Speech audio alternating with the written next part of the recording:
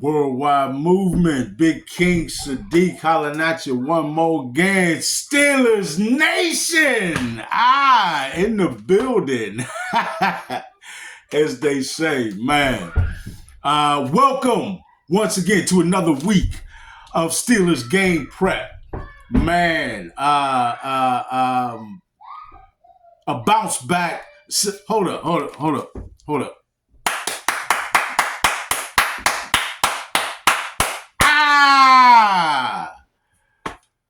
For the Steelers, bouncing back, man, in victorious fashion last week, right? Doing more than just securing victory against the Las Vegas Raiders, but actually securing victory by a pretty wide margin, right? At least compared to the recent margin of victory that the Steelers have been somewhat limited to, right? And the reason for that, a little bit more production in terms of scoring points by the offense, right? Much needed, and the defense got back to holding the opponent down once again to the low scoring output that they have been used to. Although, being fair, I told you we always give props on this channel to anybody who deserves it. And being fair, the Raiders actually should have had 14 points in that game. In my opinion, they were robbed a touchdown.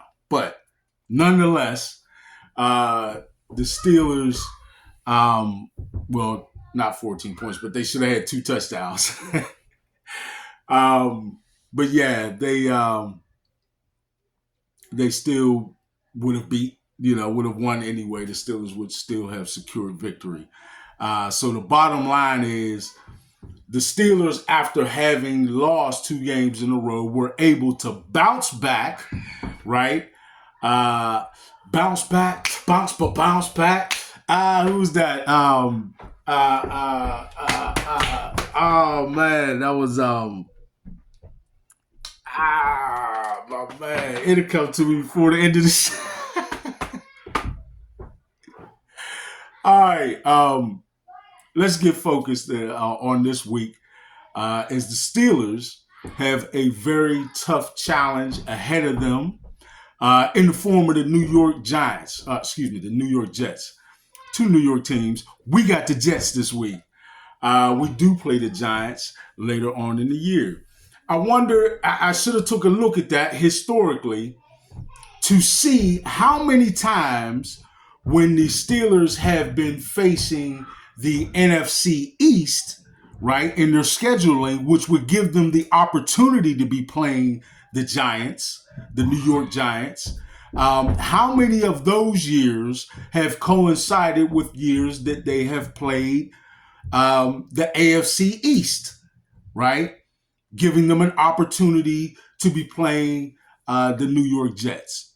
So that's interesting. That's a little, you might want to look that up for yourselves and see how long that correlation, how many times that correlation has happened. All right. So things look a lot better, right? Things looking better on the home front, as they say.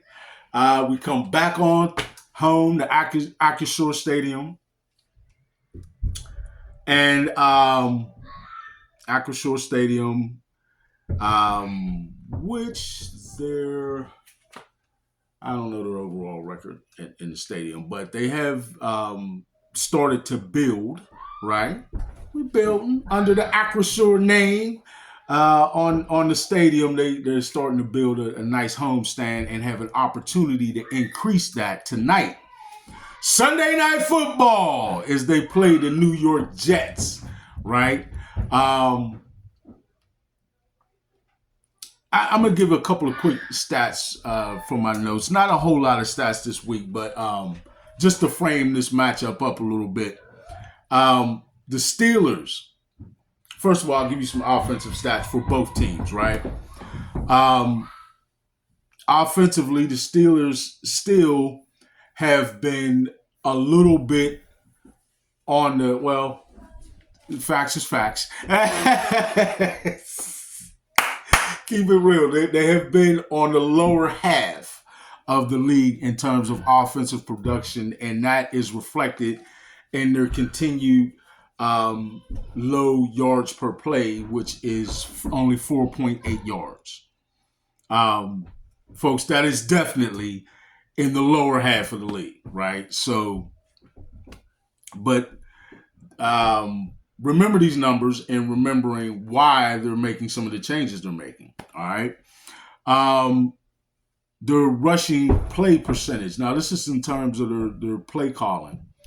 Um, their play percentage, the rush plays call versus their pass plays call. Rushing has been 52.93% of the time, almost 53% of the time they have called running plays, and 47.07, excuse me, percent of the time they have passed the ball. So just about 47% of the time they've passed the ball, right? The completion percentage has still been healthy, right? I will say that during his entire time starting those 6 games, Justin Fields' completion percentage never dipped below the mid 60s, and at one point was just over 70%. So, kudos to him, because if I'm not mistaken, that is his highest completion percentage of his entire career. He's put on display in the Steelers uniform. So again, that echoes the sentiment that I expressed previously, that Justin Fields has definitely taken great steps forward in developing his game overall, and has started to do some things that he had not previously been able to do or accomplish in his career. He's done that in the Steelers uniform. So that should bode, in all of your view, I would think, should bode well toward his continued development and the potential for him being the Steelers quarterback of the future. At least that's what it tells to me, right? Certainly still see some areas of his game, like pocket presence, mechanics under the center, right? Still his speed in reading defenses, and some of the touch throws, right? Some of the touch throws, but he showed good accuracy as reflected by his completion percentage, and just a lot of overall development that I want to make sure he definitely gets credit for. All right, so the team's overall completion percentage with him at quarterback has been 66.46%. Not bad at all. Actually on the upper half of the league. So that's really good, right? Third down conversion percentage for the Steelers has been 39.02%, right? Just about 39%. And the red zone scoring has been 50%. And right around middle of the pack, actually about the top of the lower part of the league. So they're getting to the point where they're right around the middle of the pack, but of course we need to be in the upper echelon, or at least the upper half of the league, and hopefully we'll see that correspond to some of the offensive changes that are being made, particularly quarterback. Okay, let's go over and look at some of those same statistics for the New York Jets, and see with Aaron Rodgers, an aging Aaron Rodgers, yes, right? You know, hey, that 40-year-old mark in the National Football League is not a joke. So, couple of things about that. Aaron Rodgers has shown that he still throws the ball like he always has, with incredible talent. He's just one of the most gifted passing quarterbacks in the league's history, right? In terms of his accuracy, the power he can get on the ball, the snap of the wrist, ball placement, all of that. He's just phenomenal from a historic perspective. All right. So you're getting that still in Aaron Rodgers. But the man's over 40. I'm over 50. And fortunately, because I've gotten back in shape, I could say I can compete with my health and virility in my early 40s, man. But I know in my early 40s that I couldn't compete with my health, virility, and athleticism in my 30s or late 20s, right? And the same thing, of course, for Rodgers and anybody. Now, he's a professional athlete, but he's going up against other professional athletes. And still, Father Time is undefeated, right? So you see what you would expect to see with an aging quarterback. They don't want to get hit, right? And I don't blame them. It's straight. They don't want to get hit. And unfortunately, has been one of the biggest areas of concern for the New York Jets, their offensive line play. They have given up a lot of quarterback pressures, sacks, and hits. Aaron Rodgers has been picking himself up off the turf, y'all, and not feeling good about it or looking happy about it at all, as I mentioned, right? At his age, he just can't afford to consistently be doing that. All right, but I'll go ahead and give you their offensive numbers again, or same numbers pretty much as the Steelers stats that I gave you a moment ago. 4.9 yards per play for the New York Jets. 4.9 yards per play. So just a fraction above the Steelers at 4.8. 35.73% of the time they're calling run plays. All right. Which is a pretty stark difference between that and what the Steelers are doing, right? The Steelers are running the ball over 52%, almost 53% of the time. And the Jets, again, at only 35.73% of the time. But they have Aaron Rodgers and generally a passing offense, as they have chosen to pass the ball 64.27% of the time, right? As opposed to the Steelers passing the ball only 47% of the time, which is extremely low in comparison to the rest of the league, right? Certainly in the bottom half of the league. In terms for the Steelers passing, and the Jets pass play percentage is probably more in the upper half, right, of the league's pass play calling percentage. And if we look at the completion percentage for Aaron Rodgers and the Jets so far this year, it has been 62.22%. Now, anybody who knows anything about Aaron Rodgers' passing acumen, you know that his completion percentage throughout his career has been fairly high. And that is actually low for him. And probably just echoes the amount of pressure and hits that he's been getting, and his lack of ability to get really comfortable and set in the pocket and read the defense and deliver a sharp and accurate ball the way he'd like to, comfortably with a clean pocket and nobody at his feet. It's been just the opposite of that, and I'm sure that has adversely affected his completion percentage. All right,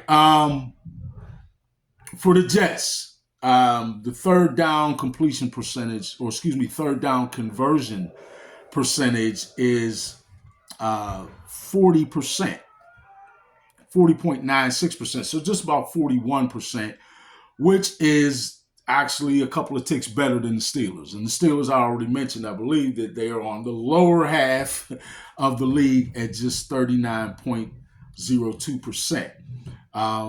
The Jets converting again at 40.96%, just about 41% of the time they're converting their third down. So that we can circle already, circle that as an area of focus where we know the Steelers have to get better. And it would certainly help them secure victory to be much better in that area in this game, right? Both with their third down conversion percentage, converting more third downs with regularity, right? And their opponent, which happens to be the New York Jets, who have actually converted third downs, not at a blazing, clip at the upper half of the league. They're also in the lower half of the league, but still a little bit better than the Steelers. So focus has got to be there.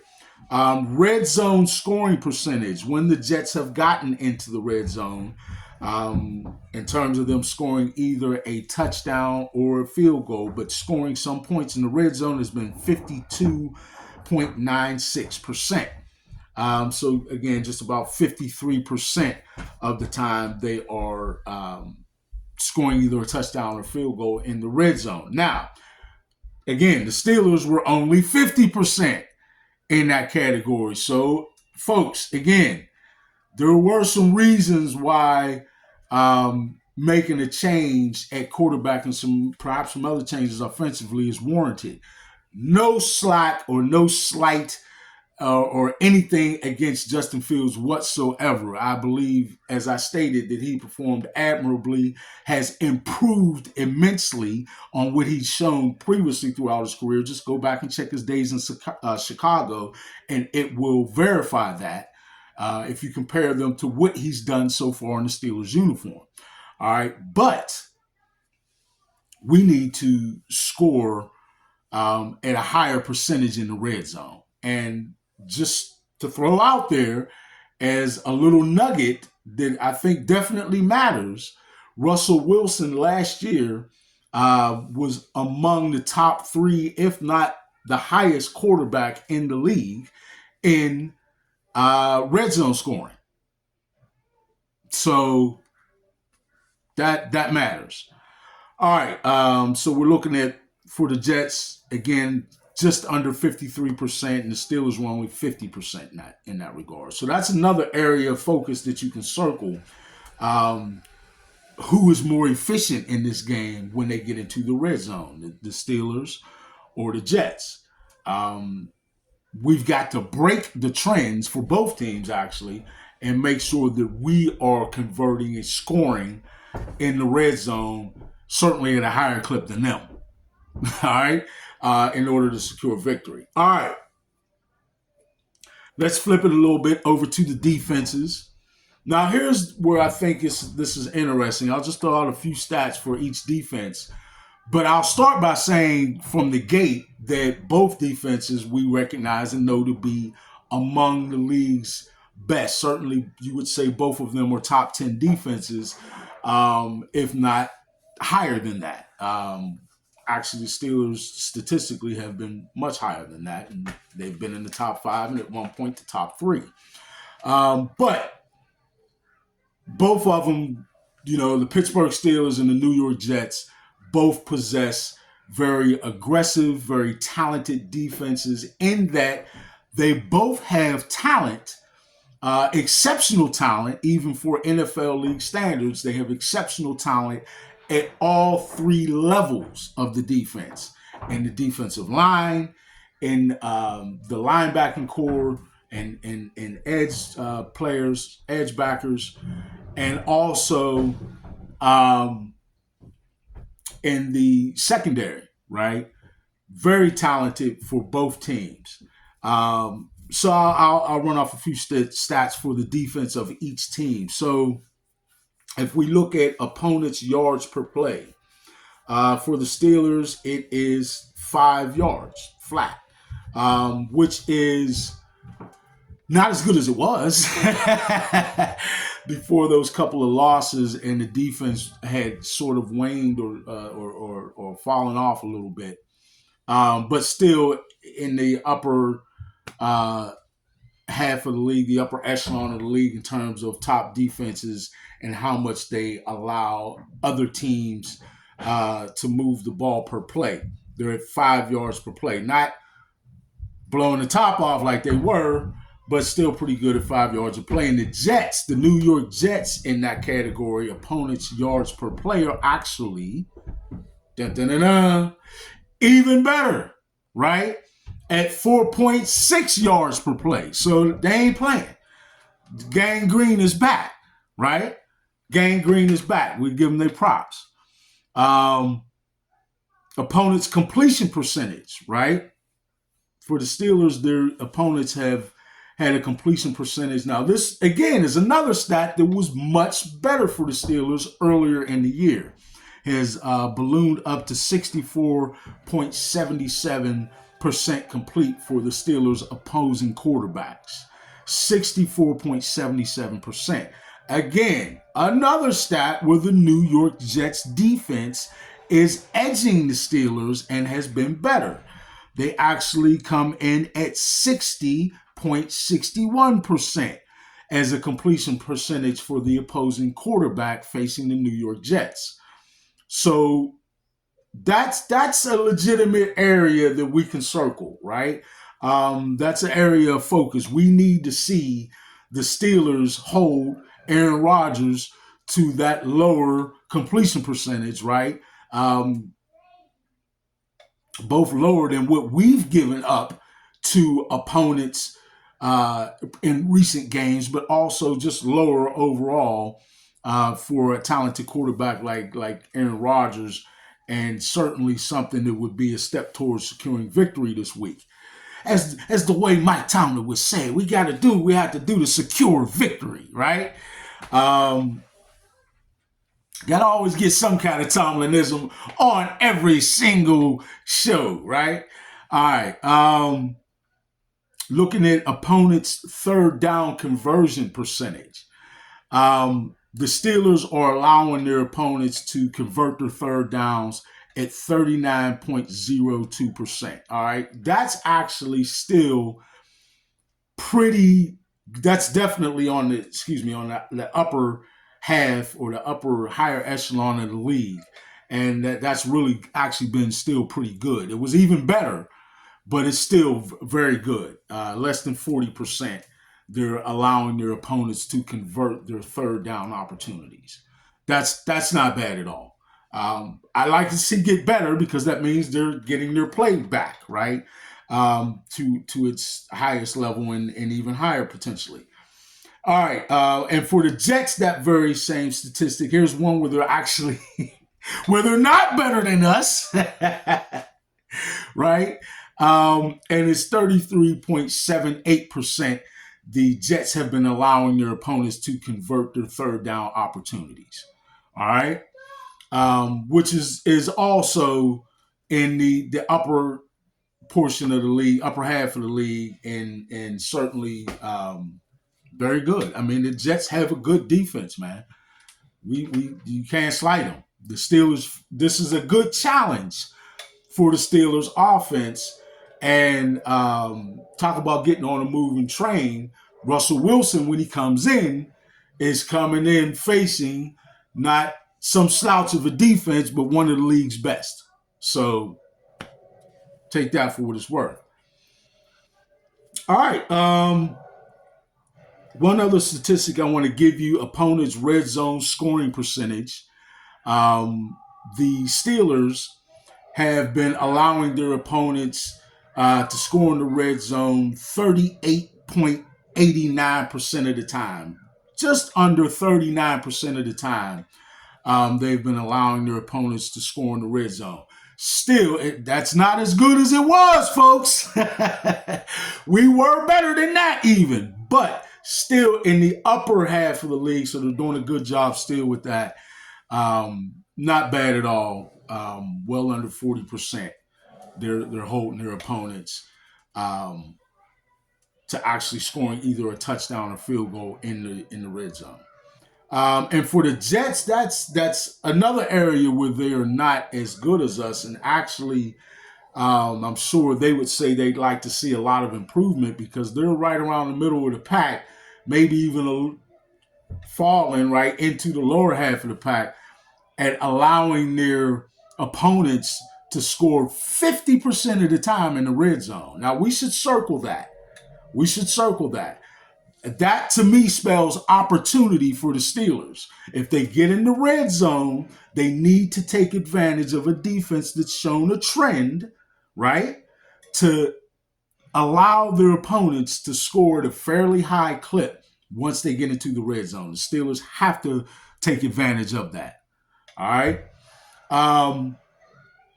So those are just a few statistics I wanted to throw out to you that I gathered in my notes and some other things I looked at. But I wanted to talk a little bit more about the fact that we do have Russell Wilson slated to make his first start in the Pittsburgh Steelers uniform.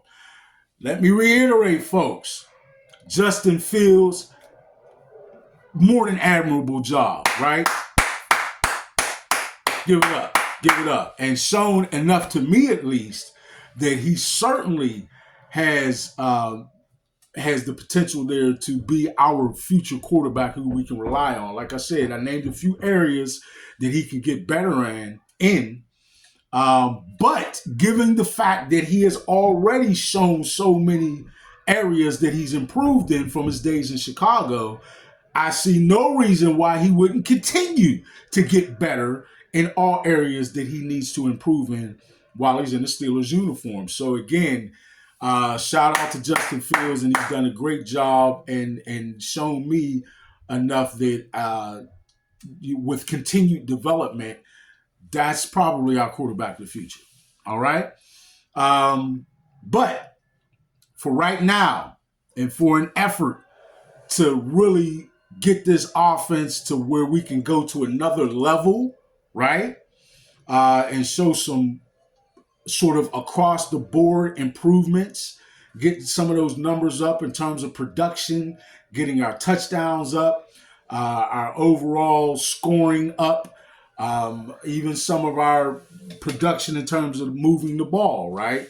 I think if we are a little more proficient in stretching the field, that's going to open. As you stretch the field, folks, you stretch the opponent's defense because they have to cover more. If they have to put and allocate more resources toward covering downfield, that's just the numbers are the numbers. There's less resources, less players who are available to focus on stopping the run. Okay? So think about that. And with that, we should see continued improvement in the running game, which the running game has started to get better. So I think that we got a little enamored with having a stronger running game with a running presence from the quarterback position. Like, for example, the Ravens, right? Or the Buffalo Bills, probably even a better example of this. They do have overall pretty decent rushing numbers, but that is often skewed by the numbers that Josh Allen puts up, right? You could say a similar thing about Baltimore, except Baltimore is definitely more proficient in running the football with their running backs as well. But a big part of their rushing numbers is always Lamar Jackson's running output. And what we need to actually see out of our offense is rushing output from the running backs. Okay? And a huge aid in that happening, again, is to have the defense of the opponent stretched, because they have to allocate resources. They have to allocate other players or more players to focus on downfield coverage, leaving less to focus on shutting down the run. We have to have that, right? And I think that I know that we gain that as we show that we can stretch the field more and be a little bit more prolific downfield, right? So hopefully Russell Wilson can provide that. If so, I think that we do see this offense rise to a higher level and become more efficient, become likely more explosive, right? Let's see some of them moon balls to George Pickens and others, right? Um, and yeah, man, open up more rushing lanes and sort of just relax that area in the box and have less focus on our run. Folks, other teams look at these statistics. They know going into a game how heavily we are reliant on the run game, right? If we show at least more ability to stretch the field, then that gives their defense more to be concerned with and makes them at least a little more reluctant to just drop 8 and 9 man fronts into the box. I mean, it's just tough to run against something like that. All right, so again, we're going to be seeing Russell Wilson, right? Come in and take the reins at quarterback. It looks like here, and make his first start. And those are some of the things that we're looking for. We need to see. So here's where the pressure goes on to Russ, right? And I certainly think he's more than capable of it. His NFL career leading up to his arrival in Pittsburgh says that. Folks, even when you talk about his days in Denver, the first year was a pretty colossal failure. But there are a lot of reasons for that. The head coach at the time notwithstanding. Last year in Denver, if you really look at his play, not only was it not bad, it was actually pretty good. And had he not been pulled for the last 2 games, and if anybody knows anything about that story and what actually that was more about that team trying to recoup something from him rather than that he just wasn't giving them opportunity to win. He did do that. And again, his production at was 28-6. Yeah, 28 touchdowns to 6 picks or something like that. Or 28-8, somewhere around there. I think it was 28-8.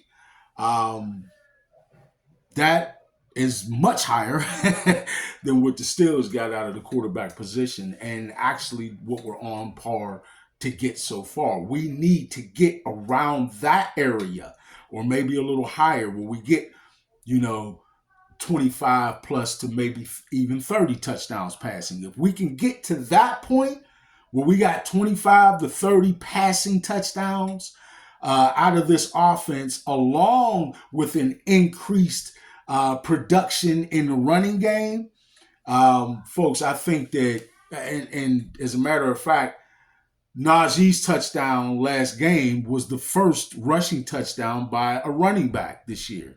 See, these are areas that we've got to increase, right? That shows me increase in red zone scoring, which again, Russell led and always has been very efficient in the red zone.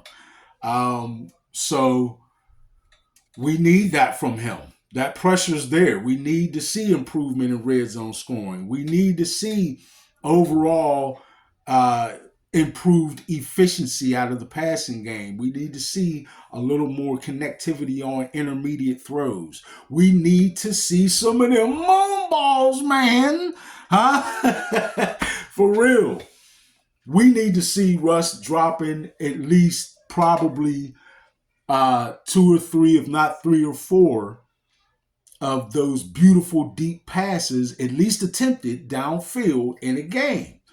And we need to see some connections with George, some connections with Freiermuth, somebody other than George in the wide receiver room, like Van Jefferson or maybe Calvin Austin III.